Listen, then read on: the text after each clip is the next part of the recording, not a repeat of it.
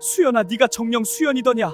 10년 전 내 손으로 직접 관을 덮고 흙을 뿌렸거늘 어찌하여 네가 이곳에서 이 모진 풍파를 견디며 살아있는 것이냐? 함경도의 매서운 삭풍이 암자의 낡은 문창사를 찢어밟힐 듯 울부짖는 밤이었습니다. 병조참의 김도진은 자신의 눈앞에 정좌한 비구니의 어깨를 부여잡고 절규했습니다. 촛불 하나에 의지한 좁은 방 안에서 도진의 떨리는 목소리는 천장을 때리고 바닥으로 무겁게 가라앉았습니다. 그러나 잿빛 가사를 입은 여인은 미동조차 하지 않은 채 차가운 눈길로 허공만을 응시하고 있었습니다. 사람을 잘못 보셨습니다. 이 몸은 이미 속세의 이름을 지운 지 오래된 산사람일 뿐입니다. 대감이 찾는 그 여인은 10년 전 한양 땅에서 대역죄인의 낙인이 찍힌 채 이미 지옥으로 떠나지 않았습니까? 이제 그 손을 거두어 주십시오. 여인의 목소리는 얼음장보다 차가웠습니다. 그녀가 찻잔을 내려놓으려 손을 뻗는 순간 도진의 눈에 선명한 자국 하나가 들어왔습니다. 클릭해주셔서 감사합니다. 오늘도 정말 열심히 이야기를 준비해봤는데요. 구독 한번 눌러주시면 더욱 재밌는 이야기로 돌아오겠습니다. 여인의 하얀 손등 위에는 불에 달군 인장으로 지져진 흉측한 화인이 새겨져 있었습니다. 그것은 짐승이나 노비에게나 찍던 인간으로서의 존엄을 말살하는 서슬퍼런 낙인이었습니다. 이 낙인이 정녕 무엇이란 말이냐? 누가 내게 이런 짐승만도 못한 짓을 했단 말이냐? 나에게 말해다오. 어서 말해 보란 말이다. 도진은 짐승처럼 울부짖으며 그녀의 손목을 낚아챘습니다. 여인은 그제야 감고 있던 눈을 뜨며 도진의 얼굴을 정면으로 마주 보았습니다. 누구의 짓이겠습니까? 대감이 권력을 탐하며 한양으로 향하던 그날 대감의 앞길을 막던 세력들이 그 분풀이를 누구에게 했겠습니까? 이 낙인은 대감이 입고 계신 그 화려한 관복의 대가이며 대감이 누리는 그 영화의 밑바닥에 흐르는 제 피눈물의 흔적입니다. 내 어찌 알았겠느냐. 네가 자결했다는 소식만 믿고 나는 하루도 편히 잠들지 못했다. 수연아, 이 못난 사내를 용서해다오. 내가 이제라도 너를 데려가 모든 것을 되돌려 놓겠다. 이미 늦었습니다. 대감 죽은 자는 돌아가지 않으며 무너진 가슴은 다시 세울 수 없는 법입니다. 저기 밖에서 울어대는 바람 소리가 들리십니까? 저 소리는 지난 10년간 제가 산속에서 홀로 흘린 곡소리입니다. 이제 와서 데려가겠다니요. 저를 다시 그 지옥 같은 한양으로 끌고 가 조롱거리로 만드시렵니까? 여인의 서늘한 대답에 도진은 힘없이 무릎을 꿇고 말았습니다. 10년 전 그는 가난한 선비의 신분을 벗어던지고 장원급제하여 권력의 중심으로 들어갔습니다. 그것이 아내를 행복하게 해주는 유일한 길이라 믿었습니다. 하지만 그가 권세를 향해 한 걸음씩 나아갈 때마다 보이지 않는 곳에서 아내의 삶은 산산조각 나고 있었습니다. 칠흑 같은 어둠 속에서 오직 두 사람의 거친 숨소리만이 공간을 메웠습니다. 도진은 그녀의 손등에 새겨진 붉은 흉터를 어루만지며 오열했습니다. 하지만 수연은 그 손길조차 거부한 채 묵묵히 염주를 쥐었습니다. 10년 전의 장례식이 거짓이었다면 대체 누가 그녀의 죽음을 위장하고 그녀를 이 먼 북방의 암자로 보내 낙인을 찍은 것인가? 도진의 가슴 속에 회한과 함께 서늘한 복수의 불꽃이 타오르기 시작했습니다. 서방님, 제 머리카락은 또 자랄 것이니 너무 심려치 마십시오. 이 가채를 판 돈이면 올겨울 서방님께서 읽으실 서책과 종이는 충분히 사실 수 있을 것입니다. 10년 전 한양 남촌에 다 쓰러져가는 초가삼간에서 수연은 엷은 미소를 지으며 제 잘려나간 머리칼을 보듬었습니다. 당시 도진은 끼니조차 잊기 힘든 비난한 선비였으나 수연은 그런 남편을 단 한 번도 원망한 적이 없었습니다. 오히려 제 살을 떼어내듯 소중한 가채를 팔아 남편의 붓과 먹을 마련하던 여인이었습니다. 내가 반드시 등과하여 너를 비단 가마에 태워주마. 평생 고생만 시킨 이 못난 사내를 믿어주어 참으로 고맙구나. 수연아. 도진은 아내의 거칠어진 손을 잡고 눈시울을 붉히며 맹세했습니다. 낮에는 나무를 하고 밤에는 기름값을 아끼려 달빛에 글을 읽던 고통스러운 시간이었지만 두 사람의 마음만은 장안의 어느 권세가보다 풍요로웠습니다. 수연의 헌신은 마침내 결실을 보아 도지는 그해 식년시에서 당당히 장원으로 급제하며 온 한양을 뒤흔들었습니다. 부인 이제 우리 가문에도 볕이 드는구려. 내일이면 대궐로 들어가 임금님을 뵙고 관직을 하사받을 것이니 이제 고생은 끝났소. 서방님 가문의 영광보다 서방님의 안위가 먼저입니다. 부디 높은 곳에 오르시더라도 아래를 살피는 따뜻한 관리가 되어 주십시오. 그것이 제 유일한 바람입니다. 수연은 남편의 관복 깃을 매만지며 기쁨의 눈물을 흘렸습니다. 하지만 그것이 비극의 서막일 줄은 꿈에도 몰랐습니다. 장원급제라는 영광은 곧 독이 든 성배와 같았습니다.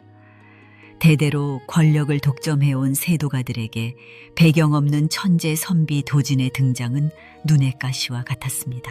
도진이 천군의 꿈을 품고 대궐로 향하던 그 발걸음 뒤로 시커먼 탐욕의 그림자가 수연의 발등을 소리 없이 조여오고 있었습니다. 도진은 이제 어엿한 관직을 얻어 명예를 쌓아갔지만 정계의 암투는 상상을 초월했습니다. 그는 아내를 보호하기 위해 정적들과 맞서 싸워야 했고 그럴수록 수연은 한양의 화려한 저택 안에서 외로운 섬이 되어갔습니다.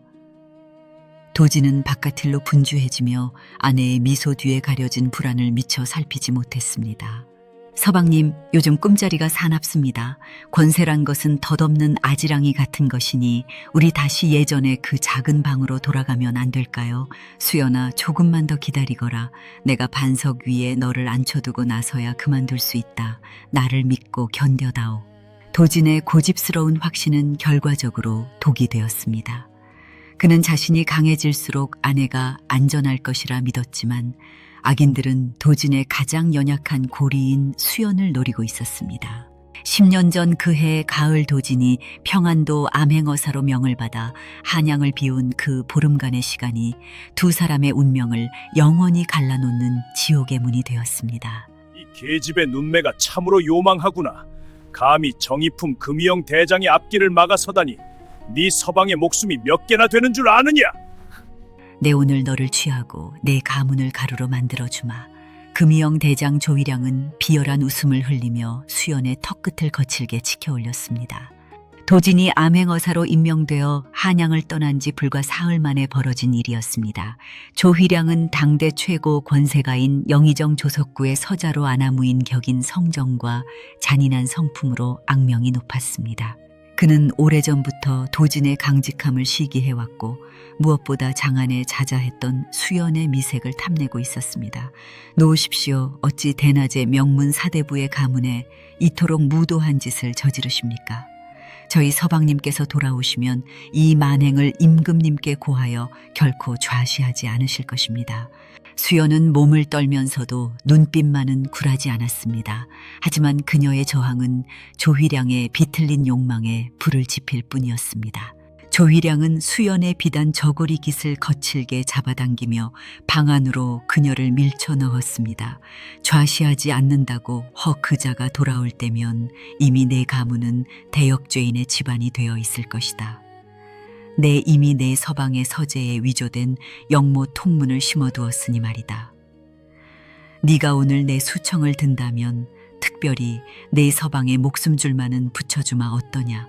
이 솔깃한 거래가 금수만도 못한 놈 내 차라리 혀를 깨물고 죽을지언정 내 놈의 더러운 손길은 허락지 않겠다. 가문의 명예를 위해 목숨을 버리는 것은 두렵지 않으나 내 놈의 천박한 아가리에 내 서방님의 이름을 올리는 것은 참을 수가 없구나. 수연은 옆에 놓인 은장도를 꺼내 조휘량의 팔을 그어버렸습니다. 비명이 터져 나왔고 조휘량의 화려한 관복 소매가 붉게 물들기 시작했습니다. 피를 본 조휘량의 눈은 순식간에 악귀처럼 뒤집혔습니다. 그는 수연의 뺨을 세차게 내리쳤고 바닥에 쓰러진 그녀의 머리채를 휘감아 쥐었습니다. 감히 내 몸에 상처를 내. 이 계집이 정령 죽고 싶은 개로구나 좋다.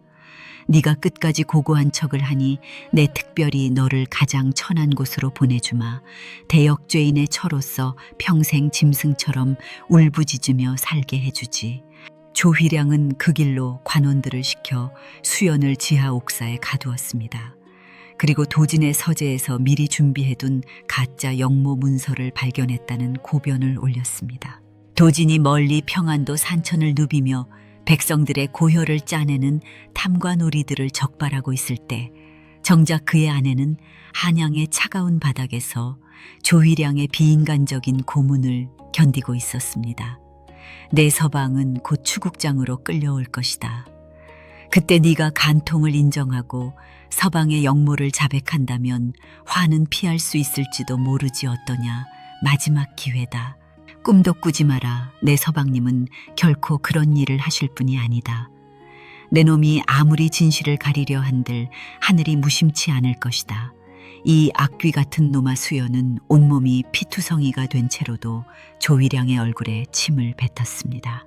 분노가 극에 달한 조휘량은 숯불에서 달궈진 쇠인장을 꺼내 들었습니다. 그는 비릿한 미소를 지으며 수연의 손등을 겨냥했습니다. 10년 전 그해 가을 한 여인의 삶과 정조가 권력이라는 이름의 폭력 앞에 무참히 짓밟히고 있었습니다. 이 뜨거운 낙인이 네 고고한 자존심보다 훨씬 오래 갈 것이다. 이 표식을 달고 평생 노비로 썩으며 네 서방을 원망하거라. 이것은 네가 내 얼굴에 낸 상처에 대한 대가이며 감히 나를 거역한 계집이 치러야 할 형벌이다. 치익하는 소름 끼치는 소리와 함께 살이 타는 냄새가 어두운 지하 옥사를 가득 채웠습니다. 수연은 비명조차 지르지 못한 채 극심한 고통 속에 정신을 잃고 쓰러졌습니다. 조희량은 바닥에 뒹굴며 신음하는 수연의 손등을 내려다보며 비릿한 비명을 질렀습니다. 그는 단순히 그녀를 취하는 것에 그치지 않고 그녀의 영혼까지 파괴하여 평생을 산 송장으로 만들고자 했습니다. 대감이 계집을 어찌 처리할까요? 소문이 나면 골치 아파질 텐데요. 무엇이 걱정이냐? 관에 불을 질러 시신 한 구를 적당히 태워놓아라. 그리고 김도진의 아내가 간통을 저지른 것이 들통나자 수치심에 자결했다고 보고해라. 이 계집은 함경도 변방의 가장 험한 관비로 팔아넘기고 절대 세상 밖으로 나오지 못하게 입을 막아라. 조휘량의 명령은 치밀하고도 잔인했습니다. 며칠 뒤 평안돼서 돌아온 도진이 마주한 것은 형체를 알아볼 수 없을 만큼 까맣게 타버린 시신 한 구와 아내의 불륜을 증언하는 위조된 목격담들이었습니다. 도진은 피눈물을 흘리며 그 시신을 부둥켜 안고 울부짖었으나 이미 세상은 수연을 정조를 저버린 부정한 여인으로 낙인 찍은 뒤였습니다. 수연아, 네가 그럴 리 없다. 정녕 네가 나를 배신하고 스스로 목숨을 끊었단 말이냐. 내 어찌 너의 시신조차 온전히 지키지 못했단 말이냐. 도진은 아내를 정성껏 장사 지냈습니다. 하지만 그가 묻은 것은 아내가 아닌 이름 모를 관비의 시신이었습니다. 조휘량의 손에 의해 북방으로 끌려간 수연은 짐승보다 못한 대우를 받으며 매일같이 죽음을 기도했습니다. 손등의 화인은 그녀가 도망치려 할 때마다 발목을 잡는 족쇄가 되었고 그녀는 결국 스스로 머리를 깎고 산속 암자로 숨어들어 죽은 사람으로서의 삶을 택한 것이었습니다. 대감이 이제 아시겠습니까? 대감이 10년간 향을 피우며 명복을 빌던 그 무덤 안에는 제가 없습니다. 저는 지난 10년간 이곳에서 대감의 이름을 지우고 또 지우며 저를 이 지옥으로 밀어넣은 자들을 저주하며 살아왔습니다. 암자의 차가운 바닥에서 수연의 목소리가 다시 울려 퍼졌습니다. 도진이 느꼈던 경악의 실체는 바로 이것이었습니다. 자신이 가장 믿었던 권력과 질서가 사실은 가장 사랑하는 아내를 산채로 매장하는 데 사용되었다는 잔혹한 진실 말입니다. 도진은 자신의 관복이 마치 불에 달군 철판처럼 뜨겁게 몸을 조여오는 것을 느꼈습니다. 수연아, 내가 무지했다. 너를 죽음으로 몰아넣은 것이 조휘량 그놈뿐만 아니라 눈이 멀어 권력만을 쫓던 나였구나. 내 정령 그놈의 목을 베어 내 발 아래 바치겠다. 복수라니요. 이미 늦었습니다. 제 손등의 낙인은 지워지지 않고 제 찢어진 가슴은 꿰맬 수 없습니다. 대감은 그저 이 눈보라가 그치면 한양으로 돌아가 예전처럼 사십시오. 그것이 저를 도와주는 유일한 길입니다. 수연의 단호한 거절에도 도진의 눈에는 서슬퍼런 복수의 안광이 서렸습니다. 10년간 가슴속에 묻어두었던 슬픔은 이제 거대한 분노로 변해 조휘량이라는 거악을 향해 정조준되고 있었습니다. 그는 이제 단순한 관료가 아니라 아내의 잃어버린 10년을 되찾아오기 위해 지옥의 문을 여는 귀신이 되기로 결심했습니다. 김참판, 아직도 10년 전 죽은 아내의 환영을 쫓으며 정무를 소홀히 하는 것인가? 이제 그만 포기하고 내 손을 잡게나. 그러면 영상대감께 잘 말씀드려 판서 자리 하나는 내 장담하리다. 한양으로 돌아온 도진의 귓가에 조휘량의 오만한 웃음소리가 비수처럼 꽂혔습니다. 10년의 세월 동안 도진이 뼈를 깎는 노력으로 병조참의 자리에 올랐다면 조휘량은 권모술수와 뇌물로 정승들의 환심을 사며 조정의 실세로 군림하고 있었습니다. 그는 이제 단순한 무관이 아니라 국경의 궁원과 도성의 치안을 한 손에 쥔 거물 중의 거물이 되어 있었습니다. 조 대장내 아내의 죽음에 의문이 있다는 고변이 끊이지 않소. 진실은 언젠가 드러나는 법이니 너무 자만하지 마시오. 진실이라, 하하하. 이 나라 조선에서 진실은 권력을 가진 자가 써내려가는 기록일 뿐이네. 자네가 아무리 발버둥 쳐본들 이미 죽어 흙이 된 여인의 한을 누가 들어줄 것 같은가. 공연한 객기로 가문을 멸문지화로 몰아넣지 말고 자중하게. 도진은 소매 안의 주먹을 꽉 쥐었습니다. 그는 수연을 암제 두고 온 직후부터 은밀히 조휘량의 뒤를 쟀으나 부딪히는 곳마다 거대한 바위벽이 가로막고 있었습니다. 조휘량은 이미 사헌부와 의금부의 주요 관직에 자기 사람들을 심어놓았고 그가 저지른 과거의 악행을 증언할 만한 이들은 모두 종적을 감췄거나 의문의 죽음을 당한 상태였습니다. 도진은 밤마다 서재에서 홀로 등불을 밝히고 조휘량의 세력도를 그려보았으나 그 끝은 항상 영의정 조석구라는 거대한 산맥에 닿았습니다. 일개 참판의 신분으로 당대 최고의 세도가를 무너뜨린다는 것은 계란으로 바위치기보다 무모한 일이었습니다. 게다가 수연은 여전히 함경도의 노비문서에 묶여있는 신세였기에 자칫 서두르다가는 그녀의 목숨마저 위태로워질 수 있었습니다. 대감 조 대장의 가신들이 대감의 뒤를 밟고 있습니다. 이미 대감께서 함경도 암제 다녀오신 것을 눈치챈 듯합니다. 당분간은 몸을 사리셔야 합니다. 신복의 보고에 도진은 가슴이 철렁 내려앉았습니다. 조휘량, 그 악귀 같은 놈이 수연의 생존을 알게 된다면 10년 전보다 더 잔인한 방법으로 그녀를 해칠 것이 분명했습니다. 권력의 정점에서 내려다보는 조휘량의 안광은 도진의 목줄을 죄어왔고 도진은 자신이 쌓아 올린 명예와 지위가 오히려 아내를 구하는데 아무런 힘이 되지 못한다는 사실에 깊은 무력감을 느꼈습니다. 하지만 도진은 포기하지 않았습니다. 그는 낮에는 조휘량에게 고개를 숙여 방심을 유도했고 밤에는 피눈물을 삼키며 복수의 칼날을 갈았습니다. 법으로 이길 수 없다면 법 너머의 진실로, 권력으로 이길 수 없다면 그 권력을 무너뜨릴 치명적인 약점으로 승부를 보아야 했습니다. 조휘량이 쌓아 올린 저 화려한 권세의 성벽 아래 반드시 무너뜨릴 수 있는 단 하나의 균열이 있을 것이라 도진은 굳게 믿었습니다. 이복의 김참판, 자네는 정녕 그 비구니가 가슴속 원한만을 씹으며 그 긴 세월을 버틴다 생각하는가? 이 불상을 보게나.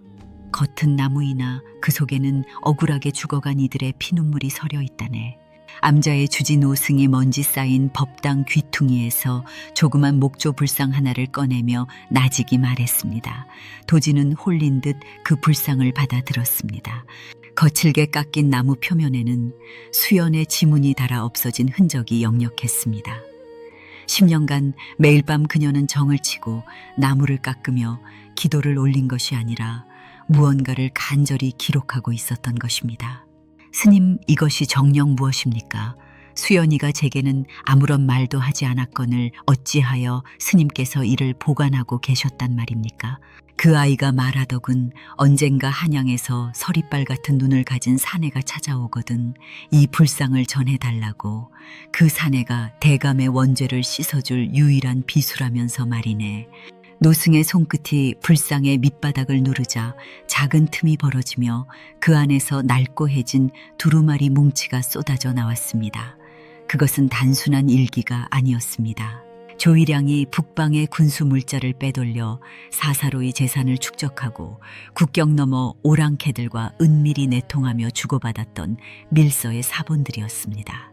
이것은 조휘량 그놈이 관비들을 시켜 군량미를 빼돌렸던 장부가 아닙니까? 수연이가 대체 어떻게 이런 위험한 물건을 손에 넣었단 말입니까? 그 아이가 관비로 팔려갔을 때 조휘량의 밑에서 장부를 관리하던 늙은 아전 하나가 있었네. 그자 역시 조휘량의 악행의 환멸을 느끼고 죽기 전 그 아이에게 이 장부의 행방을 일러준 것이지. 수연이는 지난 10년간 비구니로 위장한 채 이 암자를 거쳐가는 수많은 이속과 보부상들을 통해 조휘량의 행적을 하나하나 기록해온 것이야. 도지는 전율했습니다. 수연은 단순히 살아남은 것이 아니었습니다. 그녀는 자신을 버린 세상과 자신을 짓밟은 악인에게 복수하기 위해 스스로 정보의 거미줄 한복판에 뛰어들어 독을 품은 거미로 살아온 것입니다. 장부의 마지막 장에는 수연의 떨리는 필체로 이렇게 적혀 있었습니다. 이 기록이 세상 천지에 드러나는 날 나는 비로소 죽음을 허락받으리라. 스님, 이제 알겠습니다. 수연이는 저를 기다린 것이 아니라 이 칼날이 예리하게 갈리기를 기다린 것이었습니다. 제 손에 든 이 가느다란 종이 뭉치가 조휘량의 목을 칠 단두대가 될 것입니다. 증거는 충분하나 상대는 거대한 호랑이네 섣부르게 칼을 휘둘렀다간 오히려 대감이 먼저 다칠 터이니 부디 신중하게 그놈의 심장을 겨누게나. 도지는 불상을 가슴에 품고 차가운 밤 공기를 들이켰습니다. 이제 복수의 퍼즐이 맞춰졌습니다. 단순한 개인의 원한으로는 조휘량을 무너뜨릴 수 없었지만 국경을 뒤흔든 영모와 군량미 횡령이라면 이야기가 달랐습니다. 도지는 수연이 10년간 깎아온 것은 나무가 아니라 조휘량의 수위였음을 깨달았습니다. 그의 눈에는 이제 회한 대신 얼음처럼 차갑고 예리한 살기가 감돌기 시작했습니다. 이 종이 쪼가리에 묻은 검은 얼룩이 무엇으로 보이십니까? 이것은 먹물이 아니라 10년간 억울하게 죽어간 이들의 고혈이며 제 손가락 끝에서 흘러나온 핏물입니다. 대감께서는 이 서늘한 기록을 마주할 자격이 있으십니까? 수연의 목소리는 법당의 차가운 공기를 가르며 도진의 가슴에 박혔습니다. 그녀는 10년간 품어온 비밀의 두루마리를 펼쳐 보였습니다. 그 안에는 조휘량이 북방의 군수 물자를 빼돌려 국경 너머 오랑캐들과 내통한 날짜 장소 그리고 뇌물을 주고받은 명단이 비린내 나는 진실처럼 빼곡히 적혀 있었습니다. 수연아, 네가 정녕 이 위험한 것을 손에 넣으려 그 모진 고초를 견뎠단 말이냐? 나에게 말하지 그랬느냐? 내 어찌 너의 이 참혹한 세월을 이토록 무지하게 흘려보냈단 말이냐? 도지는 눈시울이 붉어진 채 수연의 앞에 무릎을 꿇었습니다. 정의품 공조판서의 위엄은 온데간데 없고 오직 아내를 지키지 못한 못난 사내의 통곡만이 방안을 메웠습니다. 그는 수연의 손등에 새겨진 흉측한 화인을 어루만지려 했으나 수연은 차갑게 손을 거두었습니다. 말을 했다면 무엇이 달라졌겠습니까? 대감께서는 그때나 지금이나 그놈의 권세 앞에 무력한 선비일 뿐이었습니다. 제가 스스로 악귀가 되지 않았다면 조휘량 그놈의 목줄을 잴 이 장부는 세상 밖으로 나오지 못했을 것입니다. 이제 보십시오. 이것이 바로 대감이 그토록 갈망하던 출세의 뒷면이며 우리 가문을 멸문시키려 했던 악마의 심장입니다. 그래, 내 이제야 모든 것을 보았다. 네가 깎아온 목조 불상이 실은 조휘량의 무덤이었음을, 네가 든 염주알 하나하나가 그놈을 향한 저주의 화살이었음을 내 이제야 깨달았구나. 수연아, 이 장부가 있으면 그놈을 대역죄로 다스릴 수 있다. 내 목숨을 걸고 너의 10년을 보상받게 해주마. 도지는 장부를 가슴 안쪽에 깊숙이 갈무리했습니다. 종이 뭉치는 얇았으나 그 무게는 청은망은보다 무거웠습니다. 수연은 남편의 결연한 눈빛을 보며 처음으로 미세하게 떨리는 눈을 감았습니다. 10년 전 남편의 앞길을 위해 자신의 머리카락을 자르던 그 헌신적인 여인은 사라졌지만 이제 그들은 각자의 위치에서 같은 괴물을 사냥하기 위해 나란히 선 사냥꾼이 되어 있었습니다. 대감 마지막으로 묻겠습니다. 정령 조휘량을 무너뜨리기 위해 대감의 모든 관직과 목숨을 던질 준비가 되셨습니까? 그 길은 돌아올 수 없는 강을 건너는 일입니다. 내 이미 10년 전 너를 잃었을 때 죽은 목숨이나 다름없었다. 이제야 비로소 내가 살아야 할 이유를 찾았으니 내 어찌 망설이겠느냐. 수연아, 조금만 더 기다려다오. 삭풍이 잦아들고 봄꽃이 피기 전에 내 반드시 그놈의 피로 네 손등에 낙인을 씻겨주마. 도지는 수연의 차가운 손을 잠시 움켜쥐었다가 놓았습니다. 법당 밖에 눈보라는 여전히 거셌으나 도진의 가슴 속에는 그 어떤 불꽃보다 뜨거운 복수의 열망이 타오르고 있었습니다. 10년의 세월을 돌아마주한 진실은 쓰라렸지만 이제 그들은 더 이상 도망치지 않는 강인한 영혼이 되어 마지막 승부수를 던질 준비를 마쳤습니다. 전하신 김도진, 오늘 이 자리에서 목숨을 걸고 금이영 대장 조휘량의 대역죄를 고발하나이다. 여기 이 장부를 보시옵소서. 이것은 단순한 종이 뭉치가 아니라 나라의 곳간을 헐어 오랑캐와 내통하고 무고한 백성을 짓밟은 추악한 범죄의 기록이옵니다.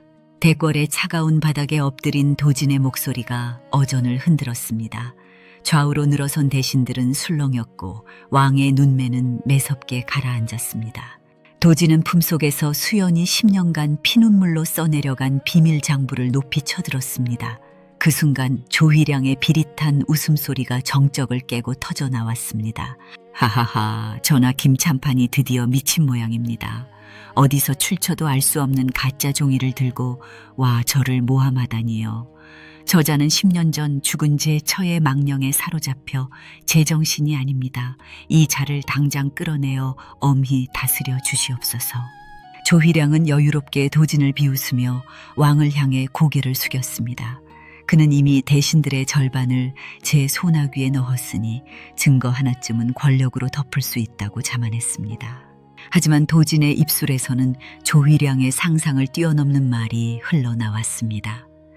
전하, 산 사람의 증언보다 확실한 것이 어디 있겠습니까? 10년 전 조휘량의 탐욕에 짓밟혀 죽은 줄로만 알았던 제 처수연이 바로 저 문 밖에 살아있사옵니다. 그녀가 직접 겪은 지옥과 조휘량의 만행을 전하의 면전에서 고하고자 하나이다. 도진의 말이 끝나기 무서운 기세로 어전의 육중한 문이 열렸습니다. 잿빛 가사를 입은 비구니가 천천히 걸어 들어왔습니다. 대신들은 경악했고 조휘량의 얼굴은 순식간에 흑빛으로 변했습니다. 수연은 왕의 앞에서 당당히 무릎을 꿇고 제 손등을 덮고 있던 천을 천천히 걷어냈습니다. 전하, 보시옵소서. 이 손등에 새겨진 흉측한 낙인이 바로 저 조휘량이 제게 저지른 만행의 증거이옵니다. 저자는 제 서방님을 배신자로 몰고 저를 노비로 팔아넘기며 이 지옥 같은 화인을 찍었습니다. 10년의 세월 동안 제가 이 흉터를 보며 버틴 것은 오직 오늘 전하께 저 악귀의 진면목을 보이기 위함이었습니다. 수연의 절규 섞인 증언에 어전은 물을 끼얹은 듯 고요해졌습니다. 왕은 수연의 손등에 선명하게 박힌 붉은 낙인을 보며 주먹을 꽉 쥐었습니다. 조휘량은 발악하며 수연을 향해 손가락질했습니다. 저 요사스러운 계집이 어디서 감히 저건 가짜다. 저 화인은 조작된 것이야. 가짜라니요. 조대장 내놈이 숯불에서 달군 인장을 들고 제 손등을 지질 때 내뱉었던 말을 똑똑히 기억한다. 내가 이 낙인을 달고 평생 짐승처럼 울부짖으며 살 것이라 비웃지 않았느냐. 이제 그 불길이 내 놈의 목을 태울 차례다. 수연의 서슬퍼런 눈빛이 조휘량의 심장을 꿰뚫었습니다. 도진은 그 옆에서 왕을 향해 다시 한번 머리를 조아렸습니다. 이제 모든 패는 던져졌습니다. 자신의 관직도 가문의 명예도 그리고 두 사람의 목숨까지도 오직 이 순간의 진실을 위해 걸었습니다. 왕의 입술이 천천히 열리며 조휘량을 향한 서늘한 명령이 떨어지기 직전 도진은 수연의 떨리는 손을 바닥 아래서 가만히 맞잡았습니다. 10년을 돌아온 복수의 칼날이 드디어 악인의 목전에 닿아 있었습니다. 내 이놈 조일양아, 하늘이 무심치 않아 내 놈의 죄악을 이토록 낱낱이 밝히셨거늘 아직도 내 혓바닥은 살 길을 찾는구나. 당장 저자를 압송하여 그 사지를 찢고 나라의 기강을 바로 세우라. 임금의 벼락 같은 호통이 대궐 정악을 뒤흔들었습니다. 도진이 내놓은 장부와 북방 변방의 실태가 자로 잰 듯 맞아떨어지자 조휘량의 그 견고하던 권세는 순식간에 모래성처럼 무너져 내렸습니다. 의금부 나졸들이 달려들어 조휘량의 화려한 관복을 갈기갈기 찢어 발겼습니다. 머리칼이 흐트러지고 상투가 뒤틀린 조휘량은 바닥을 기며 비굴하게 소리쳤습니다. 전하 소신은 억울하옵니다.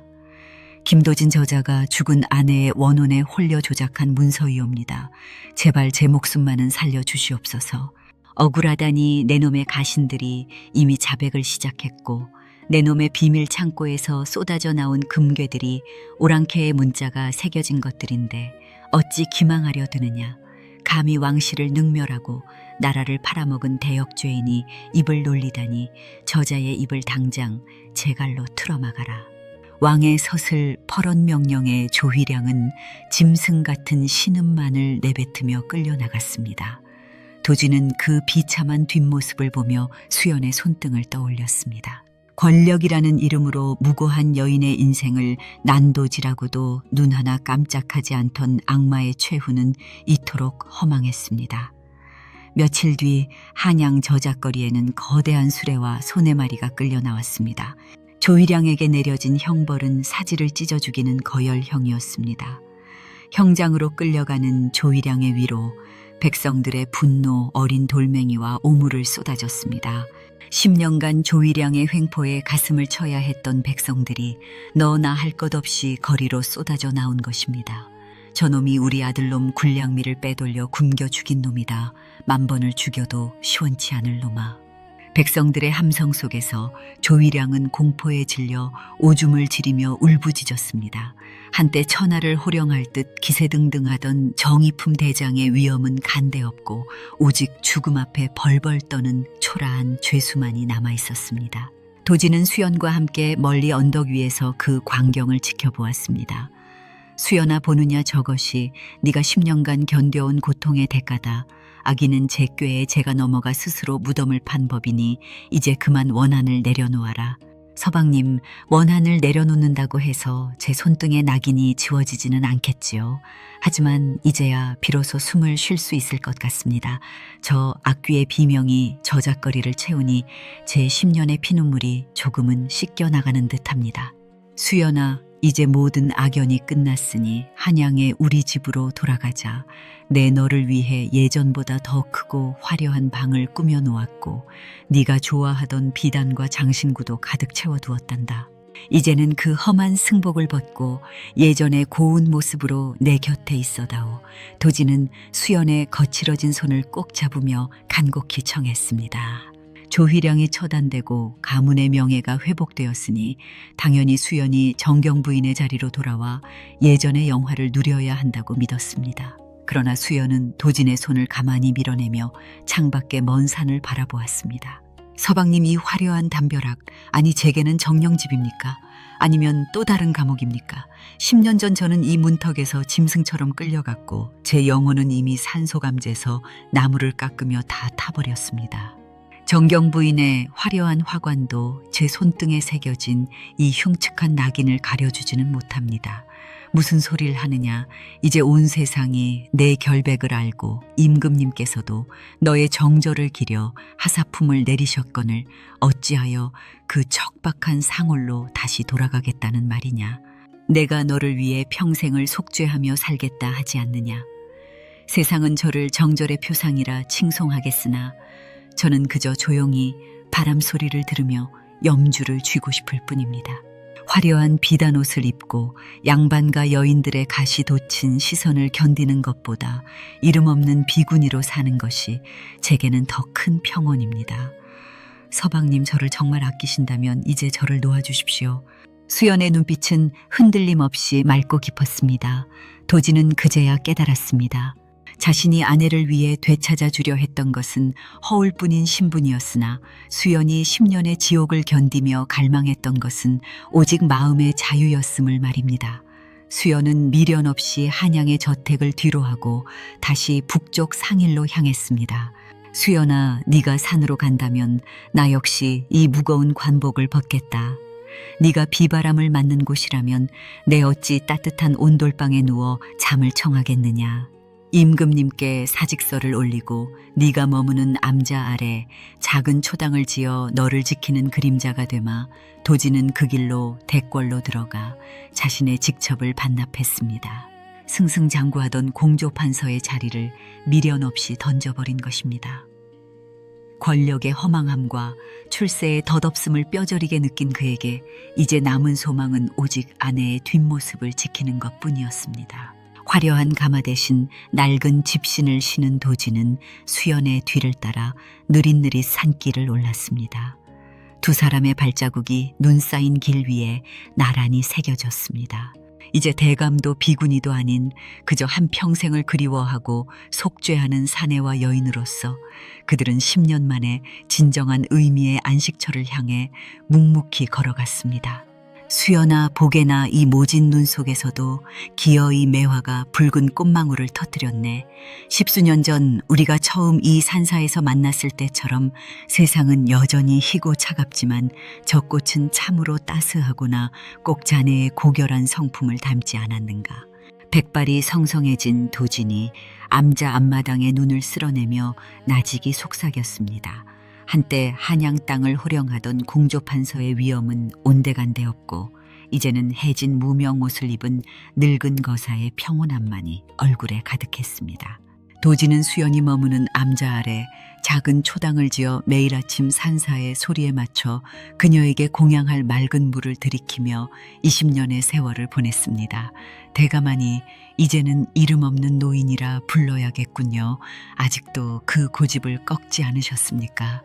눈이 무릎까지 차오르는 날에도 어찌 한 번을 거르지 않고 이 험한 산길을 오르십니까? 이제 그만 저를 놓아주시고 편히 지내셔도 될 텐데요. 수연이 법당 문을 열고 나와 엷은 미소를 지었습니다. 그녀의 손은 이제 세월의 주름이 깊게 패였으나 손등에 흉측했던 화이는 신비롭게도 흐릿해져 있었습니다.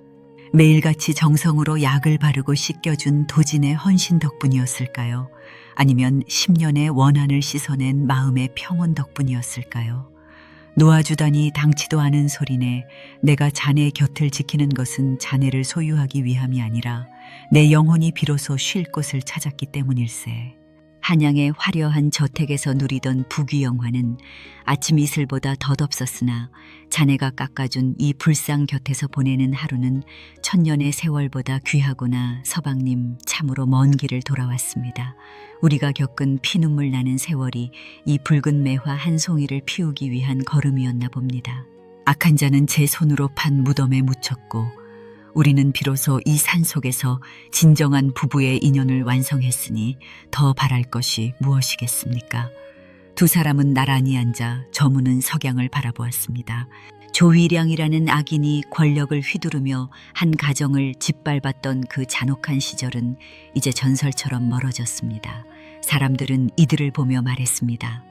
권세는 10년을 가지 못하고 원하는 몸을 태우지만 지극한 신의와 사랑은 죽음조차 갈라놓지 못하는 법이라고 말입니다. 악인은 반드시 그 대가를 치르고 진실을 향해 걷는 이는 비록 그 길이 험난할지라도 끝내 극락의 문턱에 닿는다는 사필 규정의 진리를 두 노부부는 몸소 증명해 보였습니다. 삭풍 속에서도 향기를 잃지 않는 설중매처럼 이들의 이야기는 오래도록 산자락을 타고 내려가 고달픈 삶을 사는 이들의 가슴에 따뜻한 위로가 되었습니다. 오늘 전해드린 이야기가 여러분의 마음에도 작은 등불이 되었기를 바랍니다. 삶이 아무리 고달프고 악한 이들이 득세하는 듯 보여도 결국 정의는 살아있으며 인과응보의 법도는 엄중하다는 사실을